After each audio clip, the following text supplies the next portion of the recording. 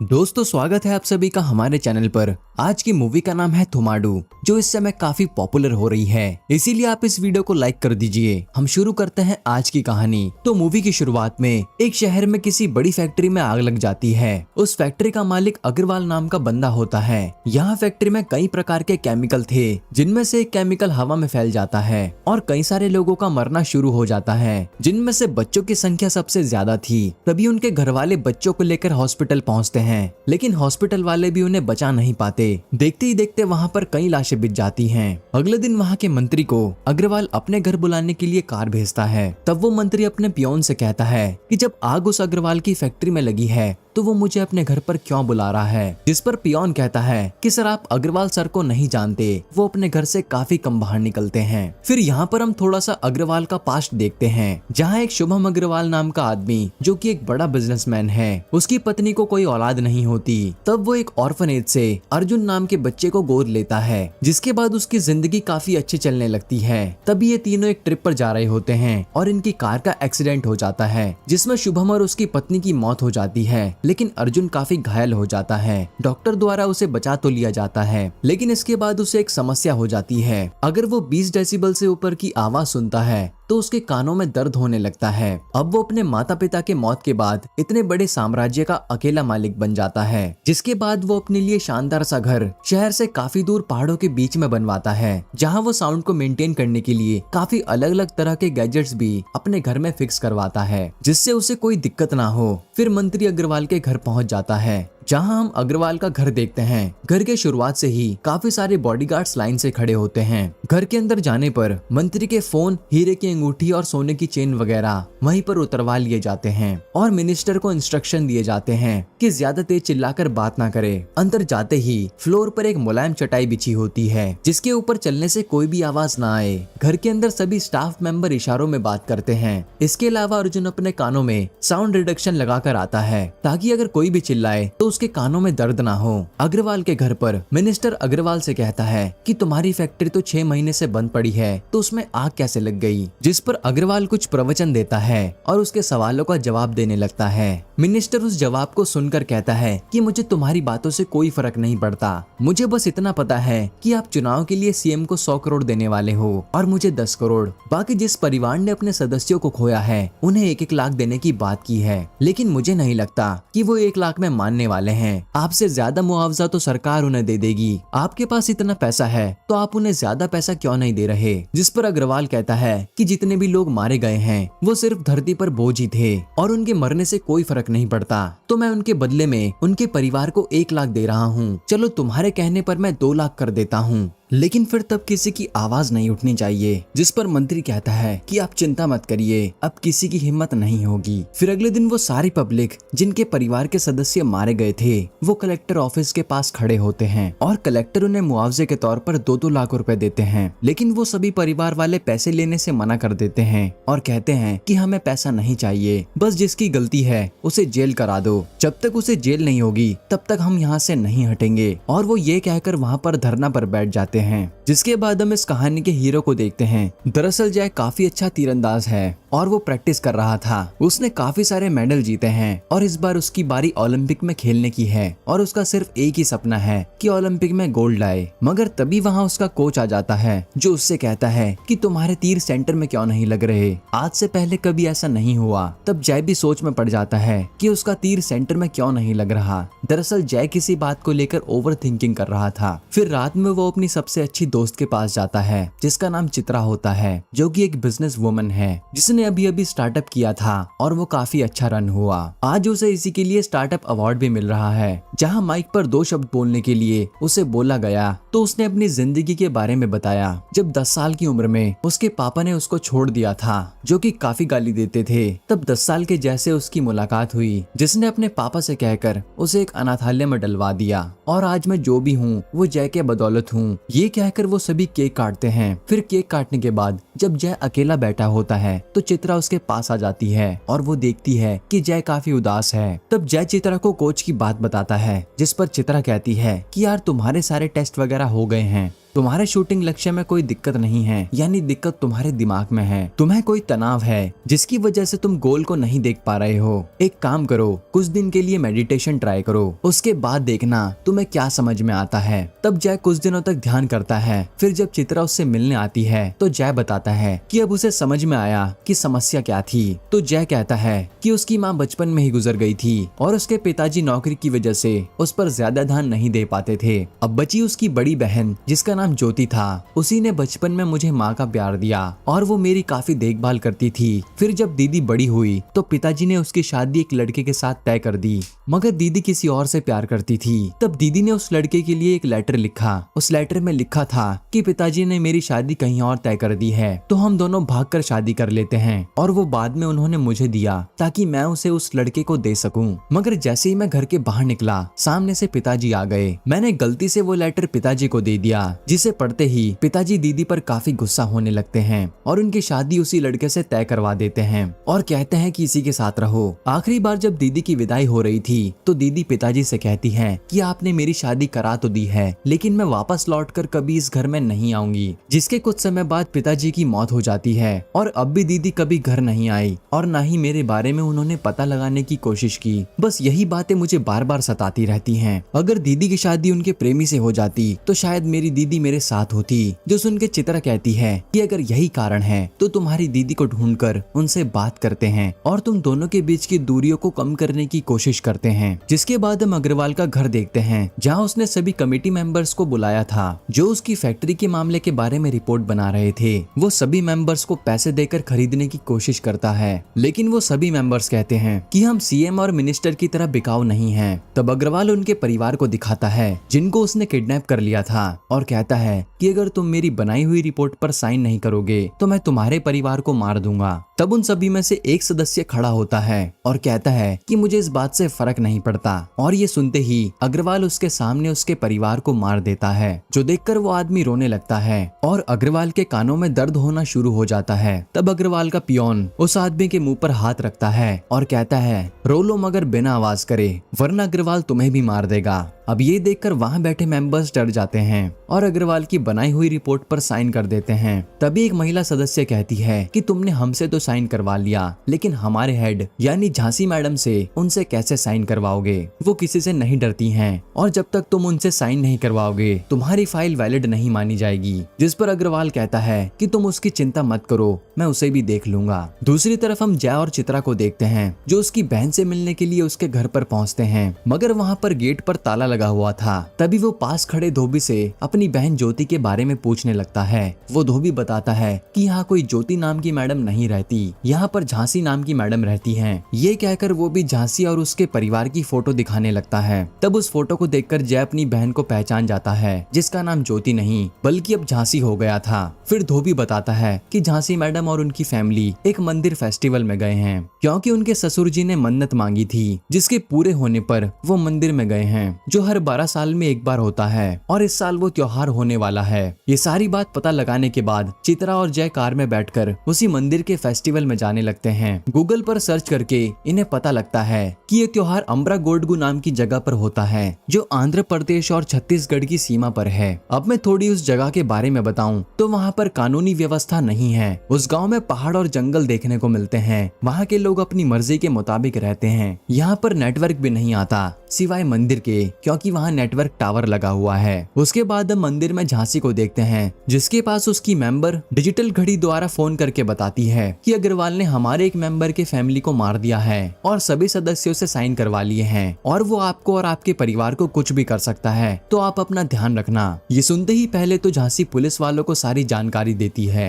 और फटाफट कार में बैठाकर अपने परिवार को वहाँ से लेकर चली जाती है। मगर रास्ते में अग्रवाल के गुंडे उसकी कार पर हमला करना शुरू कर देते हैं। वहीं हम जय को देखते हैं जो टैक्सी लेकर मंदिर की ओर ले जाता है। फिर यहाँ पर रास्ते में उसकी टैक्सी खराब हो जाती है, तो यहाँ पर ड्राइवर टैक्सी ठीक कर रहा होता है और चित्रा कार के अंदर बैठी होती है तो अग्रवाल के गुंडे उसी टैक्सी को ठोक देते हैं और टैक्सी जंगल के अंदर जाने लगती है और चित्रा टैक्सी से बाहर नहीं आ पा रही थी। तब किसी तरह जय चित्रा को टैक्सी से बाहर निकालता है, जहां बाहर निकलती ही टैक्सी में ब्लास्ट हो जाता है। दूसरी तरफ झांसी की फैमिली भी कार से उतरकर पैदल भागने लगती है क्योंकि उनकी कार चलने की हालत में नहीं बची थी। जिसके बाद जय उन गुंडों को मारने लगता है क्योंकि उन गुंडों की वजह से चित्रा मरते मरते बची थी। सभी गुंडों को मारने के बाद जब झांसी का परिवार सुरक्षित था तब झांसी जय के पास आकर उसकी जान बचाने के लिए थैंक यू कहती है, मगर वो उसे पहचान नहीं पाती। फिर झांसी अपने परिवार के सदस्यों के साथ जय और चित्रा को बताती है कि आखिर क्यों अग्रवाल के गुंडे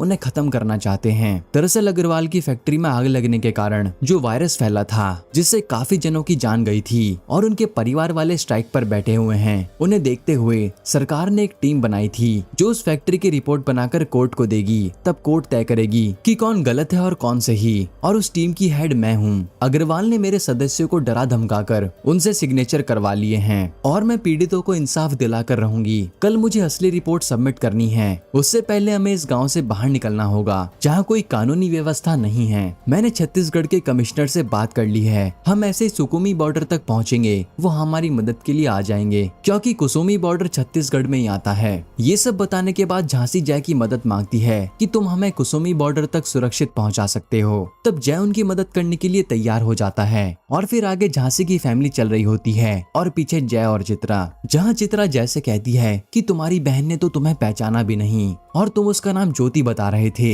ये सब लोग उसे झांसी कहकर क्यों बुला रहे हैं, जिस पर जय कहता है कि तुम ज्यादा दिमाग मत चलाओ। खैर थोड़ी दूर आगे बढ़ने पर झांसी के परिवार का एक छोटा सा बच्चा जो जहरीले पौधे को टच कर लेता है, जिसके बाद उस बच्चे को काफी दर्द होना शुरू हो जाता है और उसकी बॉडी पर दाने निकल आते हैं। ये सब देखकर झांसी का परिवार मदद मांगने के लिए दूसरों को कॉल करने की कोशिश करते हैं, लेकिन वहाँ नेटवर्क नहीं होता। तब चित्रा जय से कहती है कि बिना नेटवर्क के भी इमरजेंसी कॉल लगाई जा सकती है, 112 पर डायल करो और इमरजेंसी में मदद मांगो। जिसके बाद जय 112 पर कॉल करता है और कॉल एक रत्ना नाम की लड़की उठाती है जो अपनी ज्यादातर बातें शायरी कहकर बोलती थी। तब जय उसे सारी बातें बताता है और रत्ना उसे एक मेडिसिन पौधे के बारे में बताती है जिसकी पत्तियों को पीसकर वो बच्चे के घाव पर लगा देते हैं, जिससे बच्चे को आराम मिलता है। फिर रत्ना जैसे इस मदद के लिए 3000 रुपए मांगती है जो कि वो अपनी फीस बताती है, जो सुनकर वो हैरान हो जाता है और कहता है कि इमरजेंसी कॉल एकदम फ्री होती है। तब रत्ना कहती है कि तुम इस जगह पर पहली बार आए हो, तुम्हें यहाँ के बारे में ज्यादा नहीं पता, यहाँ पर कोई भी कानूनी व्यवस्था नहीं है, यहाँ पर एक एनजीओ की तरफ से मदद करवाई जाती है और ये हमारा सिर्फ सर्विस चार्ज है और एनजीओ वाले हमारी सैलरी तक नहीं देते।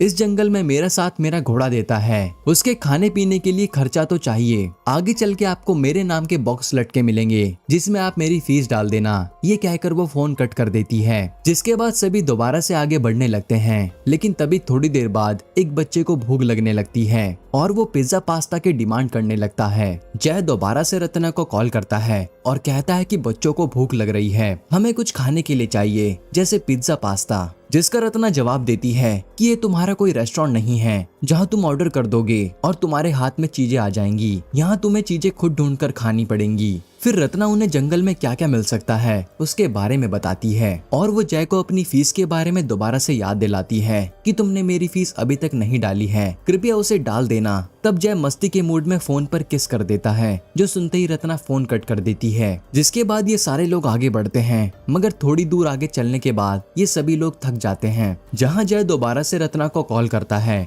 और कहता है कि हम सभी लोग थक चुके हैं, क्या आसपास कोई गाड़ी मिल सकती है। तब रत्ना कहती है कि हो सकता है, लेकिन तुम इस जंगल में पैदल क्यों घूम रहे हो। तब जय कहता है कि तुम ये बताओ कि गाड़ी मिल सकती है या नहीं। तब रत्ना जय से पूछती है कि तुम आसपास देखकर बताओ तुम्हें कैसे पेड़ दिख रहे हैं। तब जय उसे बताता है और वो लोकेशन समझ जाती है। फिर वो उन्हें गाइड करती है और वो लोग रोड तक पहुंच जाते हैं। जिसके बाद हम एक पुरानी सी बस को देखते हैं जिसकी ड्राइवर गुत्थी नाम की महिला होती है, जो पहले ही पैसे की डिमांड रख देती है क्योंकि वो अकेली ही अपने बच्चों को पालती थी। फिर रत्ना गुत्थी को कॉल करके कहती है कि एक परिवार जंगल में फंसा हुआ है, उन्हें बाहर तक छोड़ना है। गुत्ती पूछती है कि परिवार में कितने लोग हैं। रत्ना बताती है कि परिवार में 14-15 लोग हैं। तो गुत्ती कहती है कि हर एक के 1000 रुपए लूंगी। फिर ये बात रत्ना जय को बताती है और यहाँ झांसी के परिवार वाले सब लोग देखते हैं तो उनके पास इतना कैश नहीं होता। तब झांसी अपना सोना देने के लिए तैयार हो जाती है। दूसरी तरफ सब लोग ड्राइवर का इंतजार कर रहे होते हैं। तब चित्रा झांसी से पूछती है कि इस ट्रिप पर सिर्फ आपके ससुराल वाले दिख रहे हैं, आपके मायके वाले क्यों नहीं हैं? जिस पर झांसी मुस्कान देकर वहां से चली जाती है।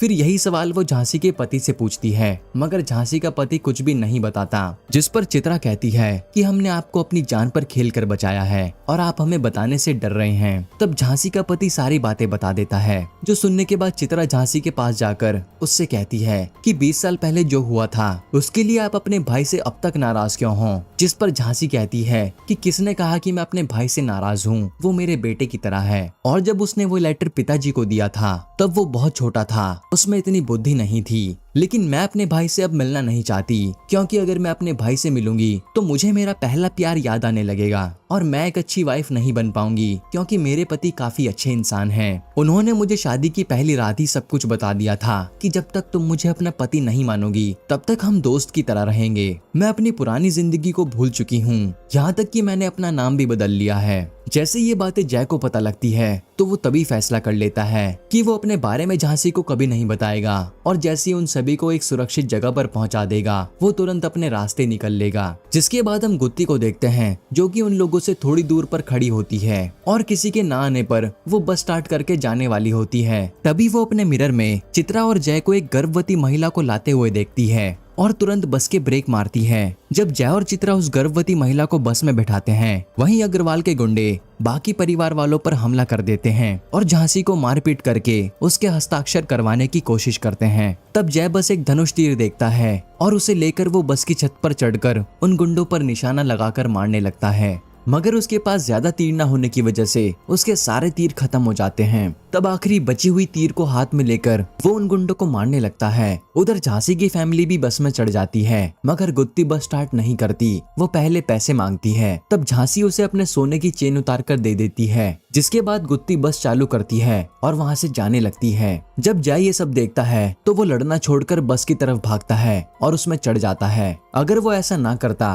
तो गुत्ती उसे वहीं जंगल में छोड़कर चली जाती, मगर बस में चढ़ते हुए उसे एक आखिरी गुंडा चाकू फेंक कर मारता है, जो चाकू जय को लग जाता है और वो घायल हो जाता है। फिर वो दोबारा से रत्ना को कॉल करके पूछता है कि मुझे जड़ी बूटी के बारे में बताओ। तब रत्ना पहले फोन पर किस देती है और कहती है कि अब हमारा हिसाब बराबर हो गया है, इसलिए अब मेरी फीस दे दे। फिर रत्ना उसे जड़ी बूटी के बारे में बताती है। चित्रा और जय मिलकर जड़ी बूटी ढूंढने लगते हैं। तभी वहाँ झांसी के पास कमिश्नर का फोन आता है और वो कहता है कि मैं गांव के बॉर्डर के बाहर खड़ा हूँ, मैं रूल्स नहीं तोड़ सकता, लेकिन आपको यहाँ तक आना पड़ेगा। जो सुनने के बाद झांसी को उसके परिवार वाले कहने लगते हैं कि तुम इतनी जिद क्यों कर रही हो, अग्रवाल की रिपोर्ट पर साइन कर दो। मगर झांसी गुस्से में कहती है कि मैं ऐसा बिल्कुल नहीं करूंगी, मैं उन विक्टिम्स को इंसाफ दिलाकर रहूंगी, भले ही मुझे अपनी जान गंवानी पड़े, मुझे कोई फर्क नहीं पड़ता। और वो बस से उतरकर धीरे धीरे आगे बढ़ने लगती है। तभी जो एक गुंडा बच गया था वो कार से आकर झांसी को मारने ही वाला होता है, लेकिन तभी वहाँ पर जय झांसी को बचा लेता है। फिर वो बचा हुआ गुंडा अग्रवाल को फोन करके कहता है कि जब भी मैं झांसी को मारने वाला होता हूँ एक आदमी आकर उसे हर बार बचा लेता है। जो सुन के अग्रवाल कहता है कि एक काम करो, तुम पूरे गांव में डंका बजवा दो कि जो झांसी को मारेगा उसे 1 करोड़ का इनाम दिया जाएगा।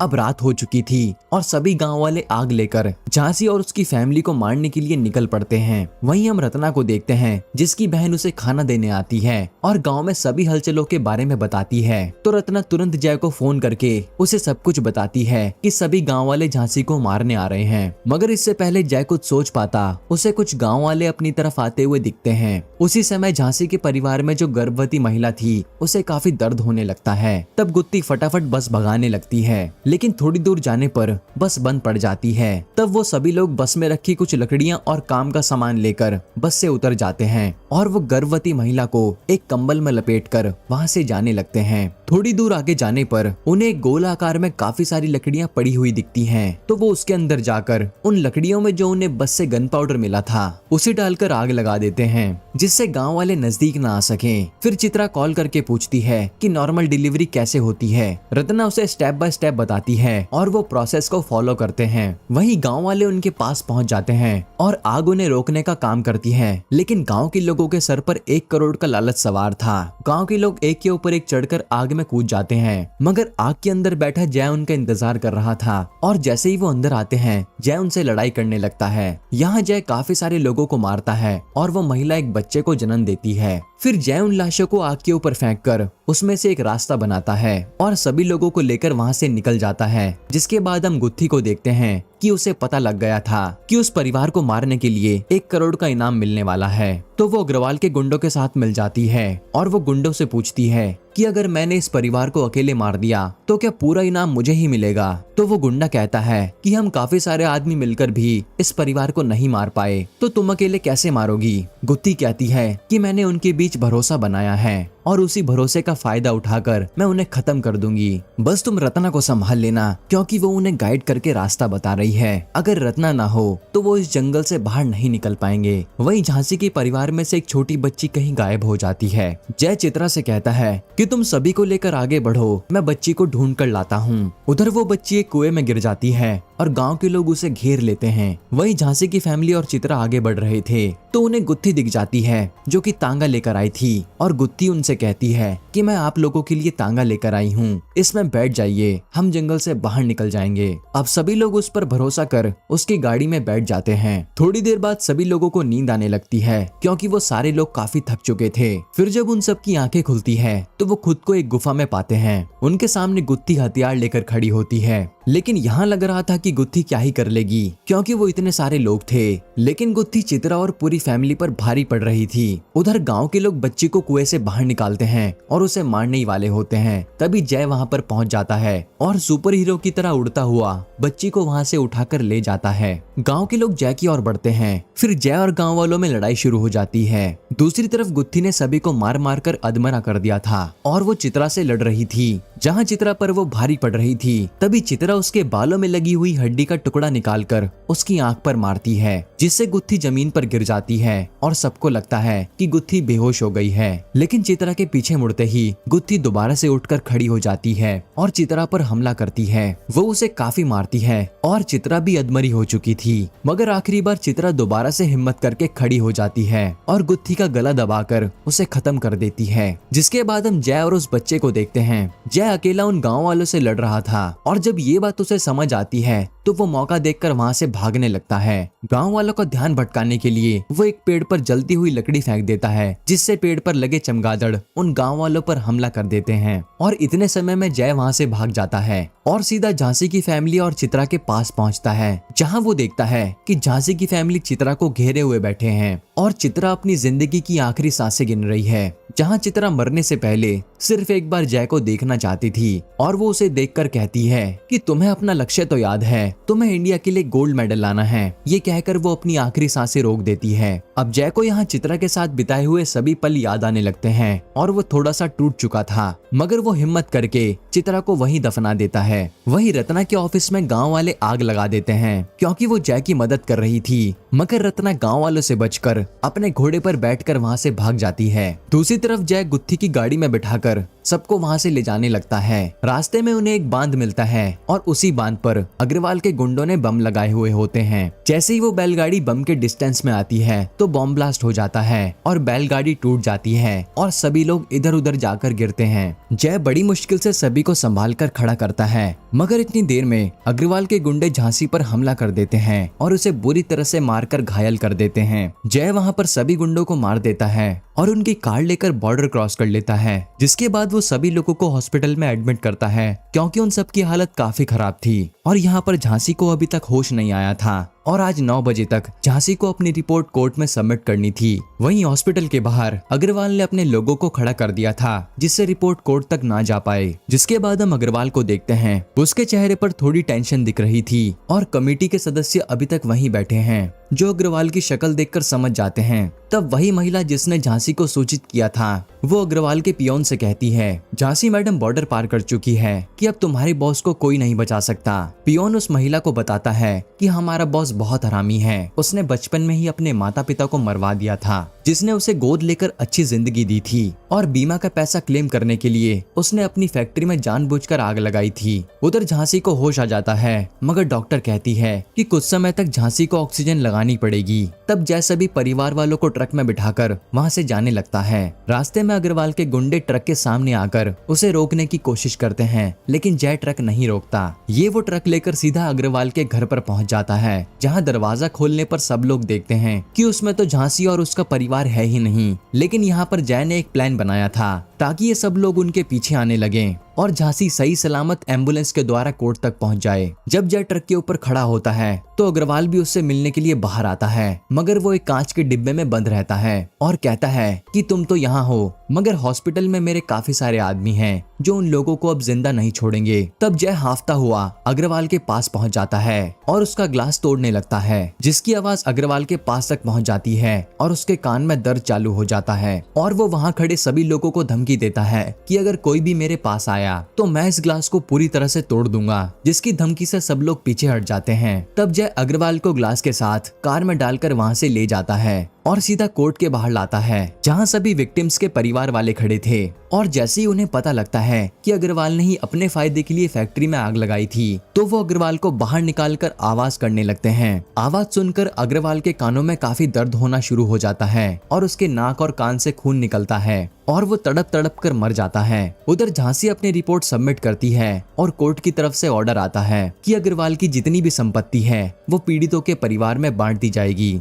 बाहर निकलते ही विक्टिम्स के परिवार वाले झांसी को धन्यवाद बोलते हैं। तब झांसी जय का हाथ पकड़कर कहती है कि अगर धन्यवाद कहना ही है तो इसे कहिए, इसके बदौलत आप सभी को इंसाफ मिला है। तब सब लोग पूछने लगते हैं कि आखिर ये है कौन। तो झांसी कहती है कि जिस तरह से इसने हमारी मदद की, ऐसा तो कोई भाई ही कर सकता है, इसीलिए आज से ये मेरा भाई है। अब ये कहानी यहाँ से 6 महीने आगे शिफ्ट होती है, जहाँ जय भारत के लिए आर्चरी में गोल्ड मेडल ले आया था और वो गोल्ड मेडल चित्रा की कब्र पर जाकर रख देता है। फिर वो रत्ना के पास जाता है, क्योंकि रत्ना ने उस समय बातों ही बातों में कहा था कि उसे पैसों की बहुत जरूरत है, क्योंकि उसने पैसा उधार लिया है और जिससे पैसा उधार लिया है वो उसे काफी परेशान करता है और उससे जबरदस्ती शादी करना चाहता है। उस समय पर जय ने उससे वादा किया था कि वो उसकी उधारी चुका देगा, फिर उसके बाद वो जिससे चाहे उससे शादी कर सकती है। यहाँ पर आकर जय अपना वादा पूरा करता है और इसी के साथ ये फिल्म खत्म हो जाती है। दोस्तों, आपको ये कहानी कैसी लगी हमें कमेंट में बताना और ऐसे ही वीडियोस के लिए चैनल को सब्सक्राइब कर लीजिए।